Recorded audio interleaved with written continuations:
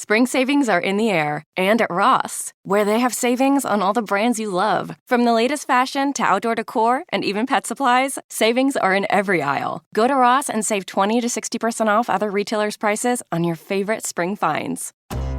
You're the owner of a small business, which means you're also the tech guy, and HR, and personal assistant, and head honcho, and intern. You could use another pair of hands, like the experts you'll find at Verizon's Small Business Days, April 21st through 27th. Get a free tech check, special deals, and more. Call 1-800-483-4428 or visit verizon.com/smallbusiness to book your appointment. Verizon Business.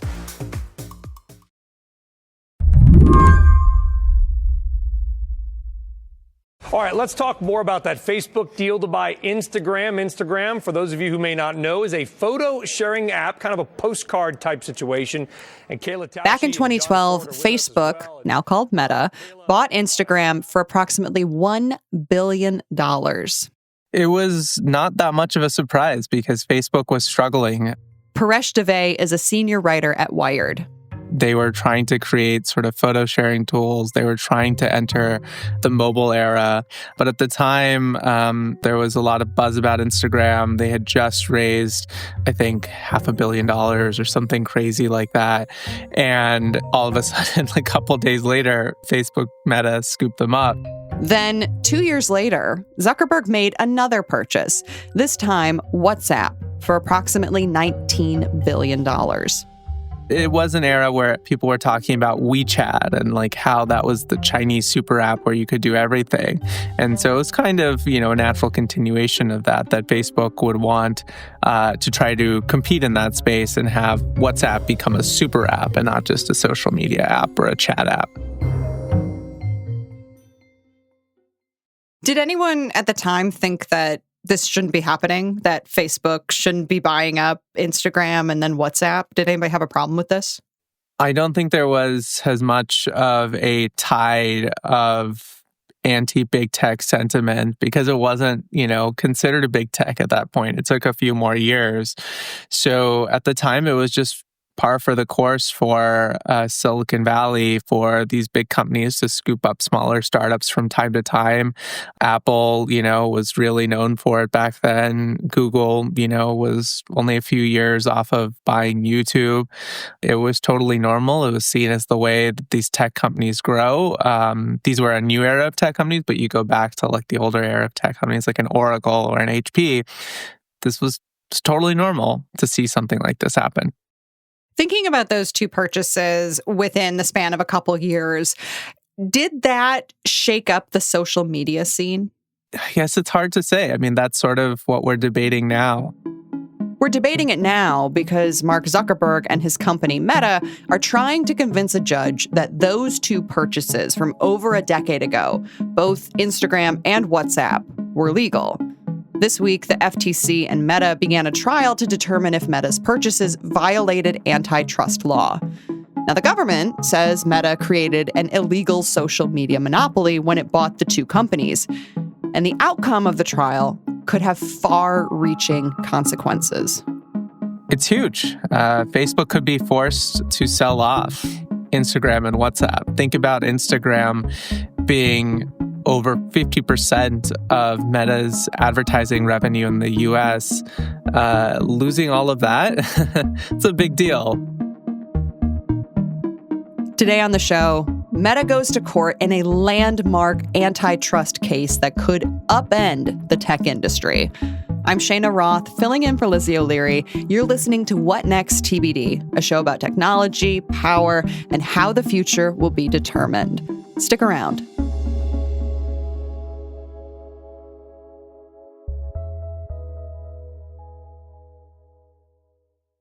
Out here, there's no one way of doing things, no unwritten rules, and no shortage of adventure. Because out here, the only requirement is having fun. Bank of America invites kids 6 to 18 to golf with us. For a limited time, sign them up for a free 1-year membership, giving them access to discounted tee times at thousands of courses. Learn more at bankofamerica.com/golf with us. What would you like the power to do? Bank of America. Restrictions apply. See BofA.com/golf with us for complete details. Copyright 2025 Bank of America Corporation. This podcast is brought to you by Tech Unheard. If you've always had a curiosity and fascination with technology and the minds behind it that are actively shaping our future, tune in to Tech Unheard. ARM, an innovative tech leader, is partnering with NPM to bring you a podcast series that lets you listen in on one-on-one conversations with industry leaders as they discuss everything from the potential of artificial general intelligence to keynote nerves. Hosted by ARM CEO Renee Haas, Tech Unheard explores the drivers behind each leader's path and analyzes the most pressing trends in their space, all while sharing a few entertaining anecdotes of success and failure along the way. Tune in to Tech Unheard from ARM and NPM wherever you get your podcasts.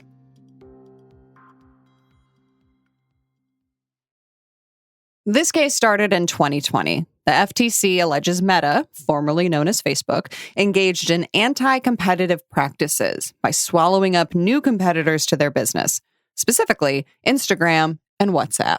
The argument from the FTC is that these two acquisitions, WhatsApp, Instagram, enabled Meta to legally maintain a monopoly, that these acquisitions were aimed at taking out competition, bolstering Facebook, taking out these things that were nipping at the heels of Facebook, and allowing Facebook to continue to thrive in now a newly constrained market. And the FTC's argument is that violates U.S. antitrust law. The case has been moving slowly through the court system. That's for a few reasons. One is just that this is kind of how these things are. Another is that initially, the judge in this case didn't buy the arguments the FTC was making. The FTC had to refile their case. The narrowing of the lawsuit took a bit of time. And Meta, of course, fought back when they could. That gets us to the trial now. Here's where my brain runs into an obstacle course. It's how the FTC is trying to differentiate the way Meta's social media platforms work versus others. Can you walk us through what they're saying there? I mean, is it more about connecting with people as opposed to videos like you would on YouTube? Because the FTC is basically saying that, you know, they've taken over this particular space. The FTC is arguing that Facebook operates in this world known as personal social networking services, and that Facebook's competitors, this is Facebook, you know, the blue app, not Meta overall as a company, but, you know, Facebook, the old social network from the Harvard days 2 decades ago, that its competitors today are effectively Snapchat and this thing called MeWe that not a lot of people have heard about.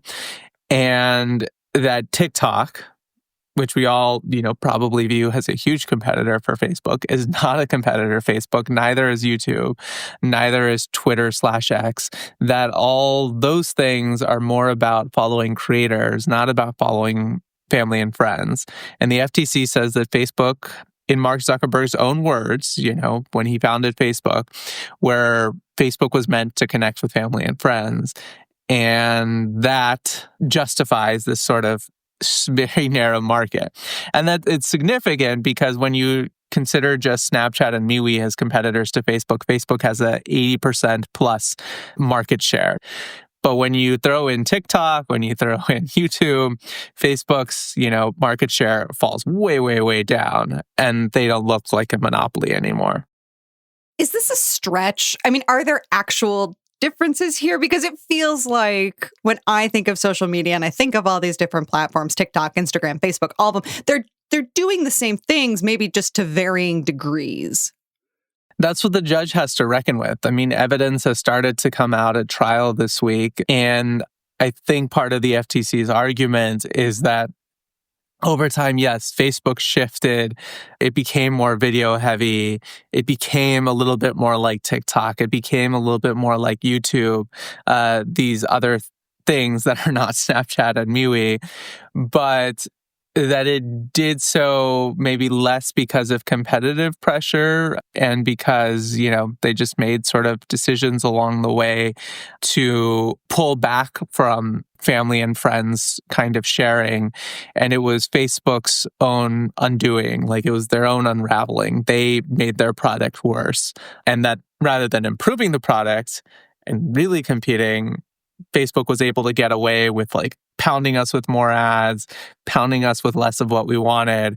And that was totally okay. And that sort of degrading in quality could be an example of a harm to consumers from Facebook's anti-competitive behavior. So let's talk a little bit about Mark Zuckerberg, the CEO of Meta. He took the witness stand earlier this week, and he's had a lot of his own words, I think particularly some emails from back in 2012, being really used against him. What stood out to you about his testimony? I would say that he's trying to defend and reframe all these things he said back then about trying to neutralize the competition or bury the competition, that buying is better than competing. All of those things probably, not great for him in the eyes of the judge who is presiding over this trial. There's no jury. It's rough stuff to try and walk back. Yeah, but at the same time, Meta's argument is that these things that Mark said back then don't matter. What matters is whether Facebook, was a monopoly back then. Is Facebook a monopoly now? And if you can't establish Facebook was a monopoly, throughout this period, there's no case here. Yeah, it's such an interesting court case in that way because the FTC is trying to argue that intent matters, whereas Meta, it seems, is trying to argue that only the outcome matters, which I feel like is something that we don't see very often in court cases. Exactly. Like, has the market gotten worse? Are consumers worse off? Are advertisers worse off? Is there something that we are lacking in the social networking world that we would have had Facebook not bought Instagram and WhatsApp? I mean, it's hard to say in some ways, but the FTC is saying, yeah, you can look at it. Like, there's too many ads on Facebook, and that is a direct line to these acquisitions. Last year, we saw Google lose a case over ad practice, and now we're awaiting what punishment Google might face. What would a victory or a loss for Meta look like in this case that's being argued right now? Yeah, the Google one was over Google's search and search advertising monopoly. Here, a loss for Meta basically means that there would be a second trial at some point in the future where the same judge would decide what the penalties are. Should that divestment, should Meta be forced to sell off, separate in some form or fashion Instagram and WhatsApp into independent companies? Should there be some kind of restrictions on doing similar deals in the future?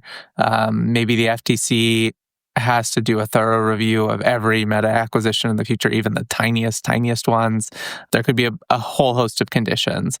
The expectation is that the judge will sort of look to that Google case because the penalties trial in the Google case is about to begin. So, if Meta loses by the time that happens, the judge in the Meta case will have the Google case to look to as an exemplar of what to do in this kind of situation. Speaking of that Google case, on Thursday, a federal judge ruled that Google had acted illegally to maintain a monopoly in some of the online advertising industry. After the break, Donald Trump isn't in the courtroom, but he may as well be.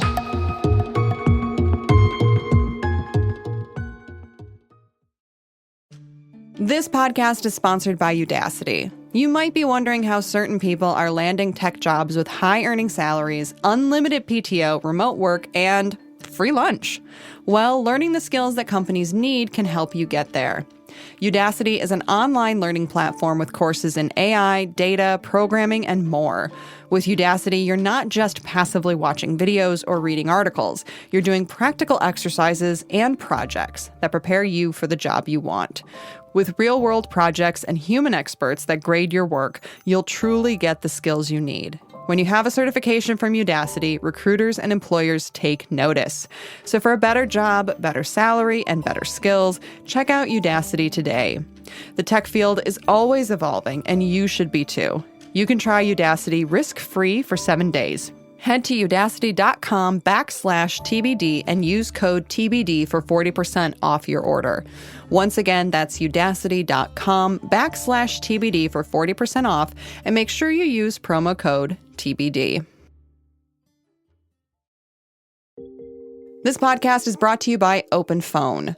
If you're running a business, you know how important it is to stay connected to your customers, and having a flexible and efficient phone system is essential to succeed. Introducing OpenPhone, the #1 business phone system that streamlines and scales your customer communications. OpenPhone works through an app on your phone or computer, and your team can share one number and collaborate on customer calls and texts like a shared inbox. That way, any teammate can pick up right where the last person left off, keeping response times faster than ever. So whether you're a one-person operation or have a large team that needs better collaboration tools, check out OpenPhone. OpenPhone is offering TBD listeners 20% off your first 6 months at openphone.com/TBD. That's OPENPHONE.com/TBD. And if you have existing numbers with another service, OpenPhone will port them over at no extra charge. OpenPhone. No missed calls, no missed customers. This episode is brought to you by Discover. It's smart to always have a few financial goals, and here's a really smart one you can set: earning cash back on what you buy every day. With Discover, you can. Get this, Discover automatically matches all the cash back you've earned at the end of your first year. Seriously, all of it. Discover trusts you to make smart decisions. After all, you listen to this show. See terms at discover.com/creditcard. This lawsuit was filed way back in 2020, which, for those keeping track, was during Donald Trump's first administration. In terms of Trump's relationship to Mark Zuckerberg, it was a very different time. During the first Trump administration, I mean, President Trump had a ton of hostility towards Facebook, right? He argued that there was conservative bias there, that there was meddling in the election, that Mark Zuckerberg was funding these initiatives related to like election and voter turnout and election technology, and that Facebook was just messing with things, that it was way worse than 2016 when, one might argue that Facebook helped Donald Trump win the election in some way. And 2020 was the exact opposite. But there was also this general big tech anti-sentiment in Trump's first term that sort of led to this lawsuit. Where the relationship really changed was January 6, 2021, and the Capitol insurrection. After that, Facebook banned Donald Trump's account, and that's where things got really tense. Yeah, let's talk more about that, because there has been a big shift between the Zuckerberg and Trump relationship in Trump 1.0 versus now Trump 2.0. What has Zuckerberg been doing to get closer to Trump? We've seen a few things. Mark Zuckerberg and sort of Facebook Meta settled this lawsuit that Trump had filed about his account being banned. And part of the settlement was a donation to President Trump's Presidential Library Fund.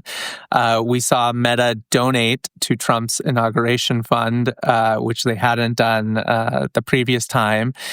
We've also seen that Facebook, Instagram have relaxed some of their policies around content moderation in ways that you could argue Republicans support.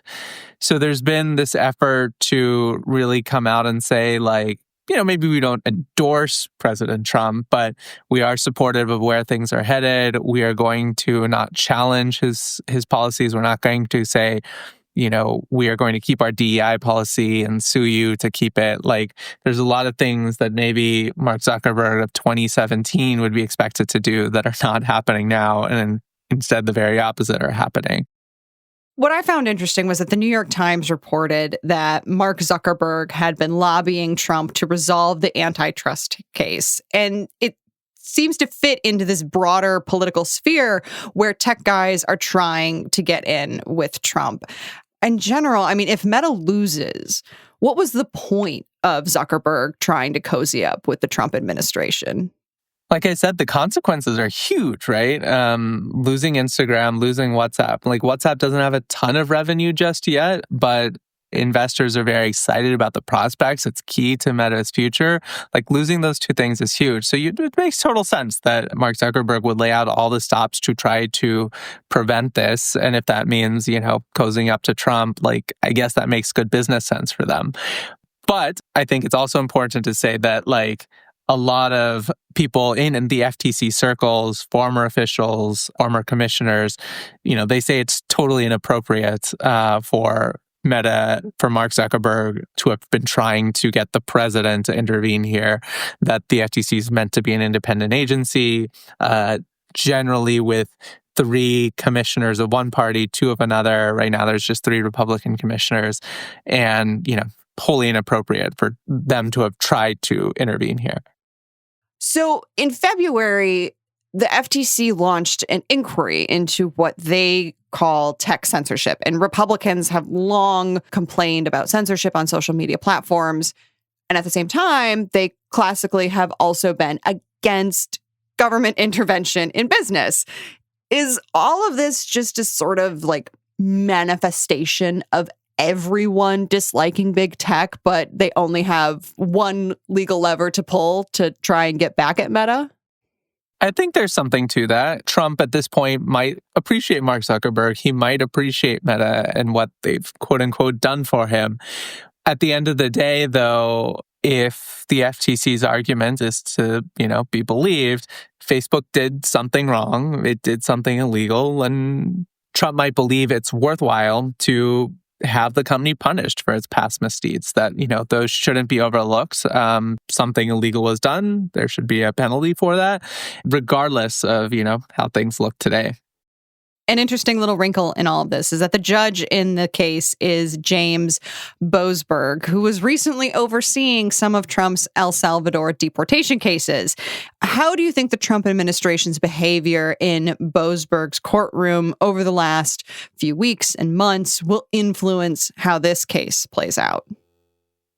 I would have to believe that he views the FTC as a separate entity from, Trump's Department of Homeland Security or Trump's Department of Justice. He seems to be having his own thoughts about that case. I mean, another wrinkle here is that he has admitted that he barely uses Facebook. He barely understands what Facebook is. And earlier this month, they had to have a whole tech tutorial, I guess is what it's called in court parlance, where an FTC folks and then Meta folks walked him through how Facebook works and how the technology at play in the cases. But I think the other stuff happening with immigrants and, those cases, I think he can separate what's going on there versus here. How are other social media companies feeling about this case? I'm guessing they're watching it extremely closely. What are they worried about? Imagine the government coming to you 15, 20 years later and saying, this acquisition that you did, we want it undone. We don't believe you should have been allowed to buy this company, and we need you to sell it. Imagine that happened maybe for political grounds. A future president who's unhappy with a particular tech company or a social media company and just wants to force a sale because they're unhappy. And, it's sort of like political expediency. I think that's concerning to a lot of companies. It is hard to plan, hard to sort of see into the future when someone is coming at you way down the road and trying to get you to sell off a vast part of your business. This is how Silicon Valley has always worked, by doing these acquisitions. So it's a huge challenge for venture capitalists, for the investment community, if they are unable to sell to the big tech companies because the big tech companies are so skittish about doing these deals because it could be unwound at any time. How long do we expect this case to go on for? About 40 days, but in not perfect continuation, so in chunks. So it may not wrap up until right before the July 4th holiday. In your piece, you said it was hard to predict who was going to win this case, but some experts view the FTC as a bit of an underdog. Now that the trial is underway, do you have a prediction? I do not have a prediction. It's still for the journalist. It's still way too early. We've just had a couple of days of testimony. Yes, most of the testimony, well, all the testimony so far has been from Mark Zuckerberg, and he is quote unquote the star witness in the eyes of many observers. The FTC, as we said, still has a long way to go in trying to lay the foundation here to show that there is actual harm. They have a long road ahead.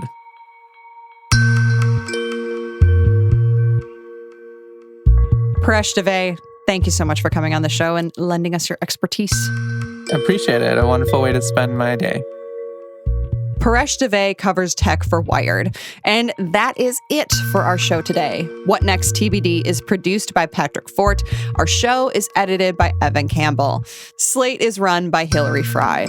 TBD is part of the larger What Next family. And if you're looking for even more Slate podcasts to listen to, check out Wednesday's What Next, which is all about how the Trump administration is trying to make an example out of Maine, looking for ways to punish the state because the governor told Trump no. We'll be back on Sunday with another episode about how technology has and hasn't changed how we raise our kids. I'm Shayna Roth, in for Lizzie O'Leary. Thanks for listening.